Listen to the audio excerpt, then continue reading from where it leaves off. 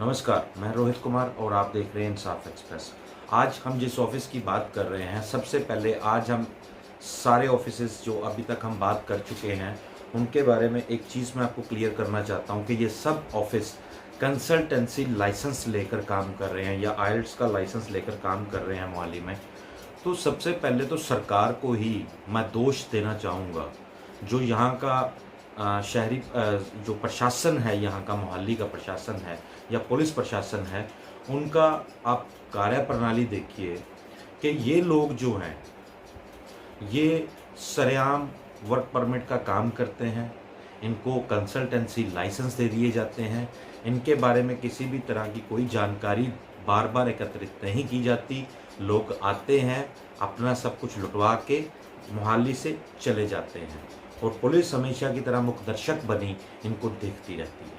आज हम जिस ऑफिस की बात कर रहे हैं उसका नाम है रॉयल स्टडी इमिग्रेशन। ये इमिग्रेशन सेक्टर 70 में स्थित है। तो इन्होंने भी एक विज्ञापन जो है अपना वर्क परमिट के नाम पर दिया हुआ था। जब हमने उस पर बात करी तो जो लेडी थी, जो उस ऑफिस की कर्मचारी थी, उसने हमें दूसरे ही दफ्तरों की तरह, जैसे दूसरे दफ्तर जो हैं अभी तक जिनके बारे में हम आपको जागरूक कर चुके हैं, वो दफ्तर भी उसी दफ्तर की तरह ये लोग भी हमें कनाडा वर्क परमिट समझाने लगे। अब बात सोचने की ये है कि कनाडा एक ऐसा देश है जहाँ पे मैं मानता हूँ कि लोगों की काफ़ी ज़रूरत है, लेकिन क्या वो सारे लोग इंडिया से ही उनको चाहिए या वो पूरी दुनिया से आउटसोर्सिंग कर रहे हैं?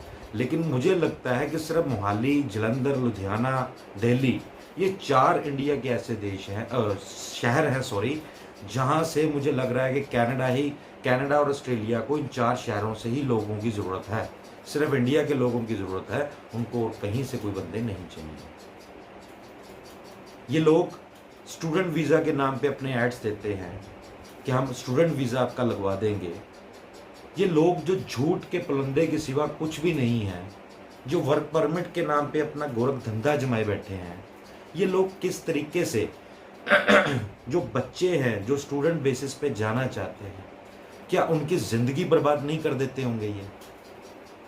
जब ये लोग सिर्फ पैसे बनाने के लिए, अपने घर की खुशियों के लिए, अपने खुद की सुख सुविधा के लिए ये लोगों को उनके भविष्य के साथ खिलवाड़ करते रहते हैं, उनके सपनों को चकनाचूर कर देते हैं, तो ये स्टूडेंट वीज़ा भी कैसे लगवा के देते हैं?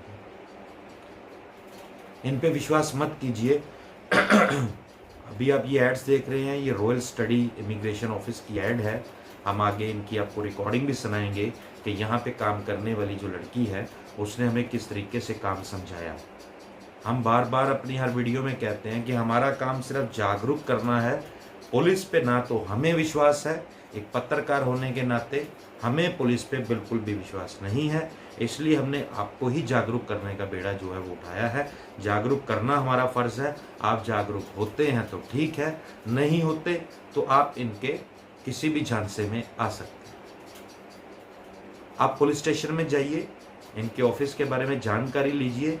मुझे नहीं लगता कि आपको किसी भी तरह की जानकारी इन दफ्तरों के बारे में पुलिस दे पाएगी आपको, लेकिन आप लोगों की खुद की मर्जी है आपको कैसे इन दफ्तरों के साथ डील करना है।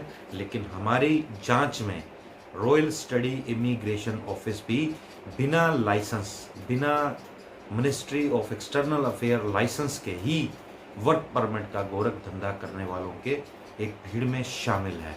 अभी ऐसे सैकड़ों और ऑफिस हैं जिनके बारे में हम आपको डिटेल देते रहेंगे। लगातार हर 1-2 दिन में आपके पास वो वीडियो अपलोड होती रहेंगी। आपको देखना है कि कौन सा आपका ऑफिस है जहाँ पे आप अपने पैसे जो हैं वर्क परमिट के नाम पे दे आ चुके हैं। कई साल निकल जाते हैं, कई महीने निकल जाते हैं, आप लोगों के पैसे वापस नहीं आते। स्क्रीन पे आप इन रॉयल स्टडी इमिग्रेशन वालों की एड्स देख सकते हैं। ऐसे ही आपको एक रिकॉर्डिंग भी इनकी सुनाएंगे कि ये किस तरीके से लोगों को झांसे में लेने की कोशिश करते हैं। तो आपको खुद ही सतर्क रहना है, पुलिस के भरोसे मत रहिए। आपके खुद का भविष्य तो पहले ही जो आने वाली सरकारें हैं या मौजूदा सरकारें हैं उन्होंने तबाह बर्बाद कर दिया। अब आपको जो बचा खुचा आपका भविष्य है वो आपको खुद संभालना है। इन लोगों के झमेले में मत आइए, इन लोगों के चुंगल में, इनके माया जाल में मत फंसिए। आप खुद के बारे में खुद फैसला लीजिए। आप खुद से पूछिए, क्या आप में इतनी काबिलियत है कि आपको कोई विदेशी company Canada, Australia, America, New Zealand में आप में आपकी काबिलियत के आधार पे, आप में खुद की काबिलियत क्या ऐसी है कि आपको वहाँ पर रहना खाना फ्री मिल सके, प्लस आपकी जो वेतन है मासिक वेतन से ही एजेंट जो है वो आपकी सैलरी जो है वो कटवा सके और अपने पैसे ले सके। ऐसा बिल्कुल भी पॉसिबल नहीं है। बड़े बड़े इंजीनियर्स, बड़े बड़े डॉक्टर्स, साइंटिस्ट बाहर जाके जॉब्स करते हैं, बाहर जाके अपनी सेवाएं जो हैं वो विदेशों के हॉस्पिटल्स में या उनके इंस्टीट्यूशंस को देते हैं।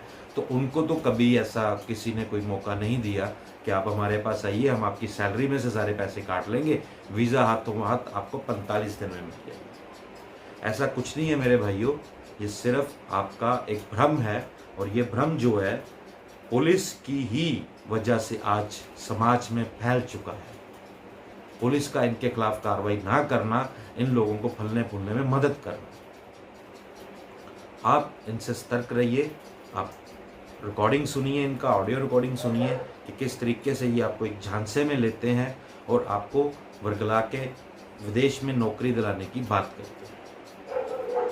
हम अपने इस जांच में भी इस ऑफिस को नकली पाते हैं और हम डंके की चोट पे कहते हैं कि इनके पास कोई ऐसा लाइसेंस नहीं है जिसके आधार पे ये आपको विदेश में नौकरी दिला सके, या आपको ये दावा भी कर सके कि हम आपको कनाडा, ऑस्ट्रेलिया, न्यूजीलैंड या पोलैंड, क्रोएशिया में आपको नौकरी दिला सकते हैं।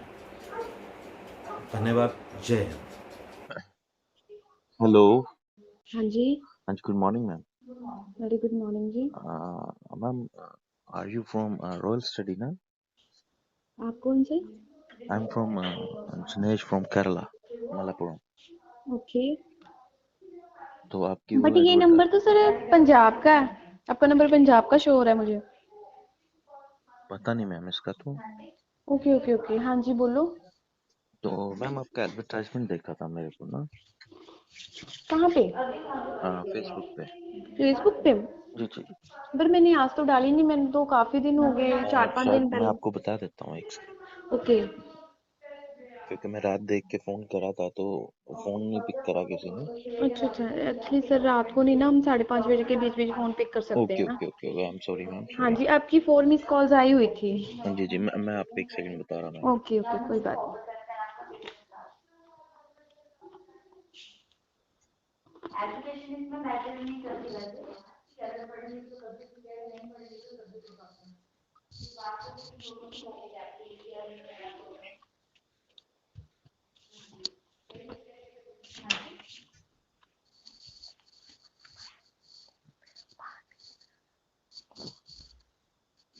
एज लिमिटेड का तो बता।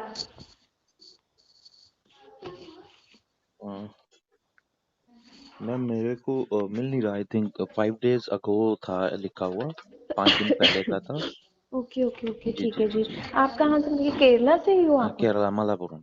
ओके, हाँ जी, आपको भी वीजा के रिगार्डिंग इंफॉर्मेशन जी जी, चाहिए? मुझे मुझे वर्क परमिट के बारे में जानना वर्क परमिट के रिगार्डिंग जानना है। था। जी जी। क्वालिफिकेशन क्या है आपकी? क्वालिफिकेशन है +2। +2। काम क्या करते हो अभी? मैं पहले KNPC में भी काम करके आया हूँ। ओके। हाँ जी, कतर में भी रहा हूँ और कुवैत में भी। अच्छा, कुवैत में वहाँ पे क्या काम करते थे? ऑयल ऑयल कंपनी था, वहाँ पे सुपरवाइजर था मैं। सुपरवाइजर, ठीक है, तो जी हो जी। जाएगा मेरे पास। देखो, अगर तो सर आपको एक्सपीरियंस है सुपरवाइजर का तो ठीक है, फिर तो सुपरवाइजर के लिए हो जाएगा। ठीक है ना ओके सर? मैम। हाँ जी, अगर आपको मान लो, देखो अगर आपके पास कोई प्रूफ पड़ा है कि हाँ आपने पहले उस तरह से काम किया है, कि जैसे मान लो आप रिटर्न हो हाँ किसी जी, मेरे कंट्री पास से। मेरे आईडी कार्ड्स हैं वहाँ के और हाँ, एक्सपीरियंस सर्टिफिकेट्स हैं। नहीं +2 के बाद आपने उसके बाद कोई कोर्स या कोई आगे स्टडी नहीं की? नहीं और नहीं नहीं नहीं। ओके जी, ओके, ठीक है ठीक है। एज क्या है आपकी? एज है लगभग 36। 36। कोई दिक्कत नहीं सर, अगर तो मुझे आप सुपरवाइजर के डॉक्यूमेंट क्लियर कर सकते हो, मुझे फॉरवर्ड कर सकते हो, फिर तो मैं जी जी। सुपरवाइजर में बोल देती हूँ आपको कि हाँ मैं करवा दूंगी। ठीक है ना? अगर आप हम्म। सुपरवाइजर का कोई भी डॉक्यूमेंट मुझे नहीं क्लियर कर पाओगे, फिर तो देखो सर +2 के बेस पे आप हेल्पर के काम पे ही जा पाओगे, अगर आपके ओके, पास नहीं है कोई भी तो डॉक्यूमेंट इसमें सुपरवाइजर। हेल्पर का क्या सैलरी रहेगा कनाडा में? देखो सर, इसमें ये होता है कि 2 साल का तो आपको वीजा मिलता है, ठीक है ना? हम्म। और वहाँ पे फूड पैकिंग, चॉकलेट पैकिंग का काम मिलेगा आपको। हम्म। उसमें ये है, 9 9-10 घंटे की ड्यूटी होती है, 5 डेज वर्किंग है, सैटरडे संडे आपका ऑफ रहेगा। ओके। ओके, हाँ जी। और इसमें जो आपको सैलरी पैकेज है, इसमें जो आपको सैलरी पैकेज मिलता है फूड पैकिंग का, वो आपको $2000 मिलते हैं। वही $2000 1,10,000 से लेके 1,30,000 तक आपको बेसिक सैलरी मिलती है इसमें। ओके। क्योंकि वहाँ पे सर मंथली हिसाब से डॉलर्स कभी नहीं मिलते हैं आपको, 1 घंटे के हिसाब से डॉलर मिलते हैं। डिपेंड क्लाइंट पे करता है, क्लाइंट कितने घंटे काम करता है। आप एक दिन में 4 घंटे काम करते हो, 10-12 घंटे काम करते हो, डिपेंड आप पे है सर वो। ओके। ओके। ठीक है ना। हाँ। हाँ जी। और तो सुपरवाइजर का तो सैलरी अच्छा है सर, सुपरवाइजर में $3,000-$3,500 आराम से मिल जाते हैं, 8 घंटे की ड्यूटी होती है। And okay. ओके। उसमें आपका 1.5 से 2 लाख सैलरी आराम से मिल जाएगी। बाकी अब मैंने बताया ही, आपके काम पे तो ये डिपेंड है। जो रहता है इसका एक्सपेंस कितना आएगा ये वहां जाने इस के लिए? हाँ, इसमें सर आपका 2,30,000 है, क्योंकि वर्क परमिट में अगर तो आप डायरेक्ट अप्लाई करते हो एम्बेसी से तो खर्चा ज़्यादा आता है। अगर आप कंपनी के थ्रू अप्लाई करते हो तो इतना ज़्यादा खर्चा नहीं आता, आपका 2,30,000 का खर्चा आएगा। ओके। 2 लाख की पेमेंट आपने आफ्टर वीज़ा देनी है, ठीक है। यहाँ जी पे भी जी। दे के जा सकते हो, कनाडा पहुँचने के बाद भी दे सकते हो। और हाँ। यहाँ वीज़ा आने से पहले ओनली आपने 30,000 देना वो आपने 2 स्टेप में होता है sir. Okay. Half payment 15,000 document के साथ, देन 15,000 जॉब लेटर आने के बाद। Job okay. लेटर कब आता है, मान लो आपने आज डॉक्यूमेंट्स भेजे हैं, आज पेमेंट करते हो या कल करते हो, जिस दिन भी करोगे आप स्टार्टिंग हम्म। पेमेंट लोअर चार्जेस, हम्म। उस दिन आपका काम स्टार्ट हो जाएगा। और आपको सेम डे एक रिसिप्ट मिलती है, रिसिप्ट मेरी कंपनी की होगी जिसपे जीएसटी नंबर होता है, ठीक ओके। है। हाँ जी, जीएसटी नंबर लिखा होगा, देन उसके 5 डेज में आपको आपकी मेल पे एक लेटर आता है, ऑफर लेटर, ठीक है, ओके। जिसपे कंपनी का नाम, कंपनी का एड्रेस, कंपनी की मेल आईडी, कनाडा के बारे में बता रही हूँ, जी सारी जी जी। डिटेल होगी और बार कोड होगा, आप उसे स्कैन भी कर सकते हो। ओके। ठीक है। अगर आपका जॉब लेटर आ जाता है तो 2 मंथ में आपका वीजा आ जाएगा। अगर आपका जॉब लेटर नहीं आता है, जो आप स्टार्टिंग 15,000 पेमेंट करते हो वो आपकी सेम डे रिफंडेबल है, ठीक है। Okay ma'am. ऑफिस आके लेके जानी है, रिसिप्ट हमारी वापस कर सकते हो, जी अपनी जी। पेमेंट लेके जा सकते ओके। हो। तो हाँ मैम इसमें अभी जो है जो आपने बताया 15,000 जो है ये अगर मुझे आपको ऑनलाइन पे करना हो, क्योंकि देखिए देखो। मुझे 2-3 दिन लग जाएंगे यहाँ पहुँचने में हम्म ना, तो फिर नहीं, मुझे। मैं भी इंडिया से ही हूँ सर, मैं मोहाली से, चंडीगढ़ से, फिर भी 3 दिन ओके। लगेंगे।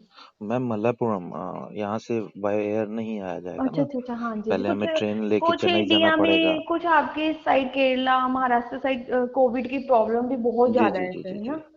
जी, कोई दिक्कत नहीं सर, ऑनलाइन ही है, ऑनलाइन मेरे अकाउंट में नहीं देनी है या मेरे स्टाफ की, आपको जो पेमेंट है कंपनी के नाम से ही देनी होती है। जी जी क्योंकि जी। अगर क्लाइंट सर कोई प्रूफ मांगता है, मान लो कोई क्लाइंट बोलता है मैडम मैंने पैसा दिया, आप क्या प्रूफ दोगे मुझे, फिर आपको हम्म। मेरी कंपनी की ही रिसिप्ट मिलती है, आपको मेरी कंपनी के ही अकाउंट में पैसा देना है। कि कल को अगर कोई दिक्कत प्रॉब्लम आए, आप ऑफिस वालों को बोल तो सकते हो ना कि ओके। हाँ जी मैंने पैसा दिया था। हम्म। इसमें टिकट, अकोमोडेशन और 2 साल के लिए अगर मेडिकल कोई प्रॉब्लम आती है उसका खर्चा कंपनी उठाती है आपका। ओके।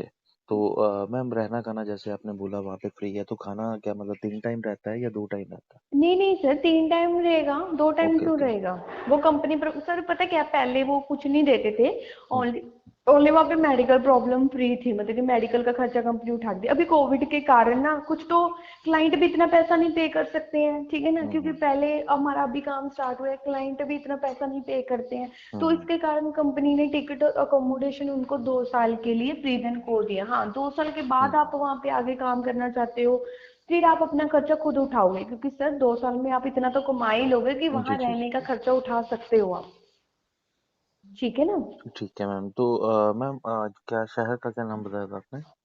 हमारे यहाँ पर जी जी जी जी। मोहाली से हूँ जी मोहाली। मैं तो आपको मेल आईडी भेज देती हूँ, आप मेल पे पीडीएफ बना के डॉक्यूमेंट सारे A to Z भेज दो मुझे। तो अब व्हाट्सएप नहीं है, मैं व्हाट्सएप कर दूं अगर? व्हाट्सएप भी है सर, पर अगर आप मेल कर देते तो अच्छा रहता। ओके। आप मेल नहीं यूज करते हो। नहीं मैम मैं कम ही यूज़ करता हूँ, तो इसलिए कह रहा था मैं व्हाट्सएप कर रहा, फिर क्योंकि जब से। व्हाट्सएप कर दो, कोई दिक्कत मैं नहीं, फिर व्हाट्सएप कर व्हाट्सएप कर देता दो हूँ। आप। ये नंबर मेरा व्हाट्सएप पे आप हेलो लिख के भेज दो, नंबर सेव कर लो, प्रिया नाम है मेरा। Okay ma'am. तो ऑफिस का नाम क्या बताया मैम हमने? Royal study service. Royal study service. हाँ जी। तो ये मैम गवर्नमेंट लाइसेंस्ड है ना ये? हाँ जी हाँ जी, आपको मैं कार्ड भेज देती हूँ सर, मैं वेबसाइट भेज देती हूँ आपको, वेबसाइट पे आप चेक प्लीज़ कर लो। प्लीज़ प्लीज़ मैम ओके, पर फर्स्ट ऑफ ऑल, हाँ फर्स्ट ऑफ ऑल मुझे मैसेज कर दो अपना मैं नाम अभी लिख अभी के। अभी कर रहा है, 1 सेकंड में मैम। नाम लिख, आपका नाम क्या है। जिनेश। ठीक है, लिख के मुझे एक बार मैसेज कर दो, फिर मैं ठीक आपको बैक कॉल कर लूंगी। ठीक ठीक है।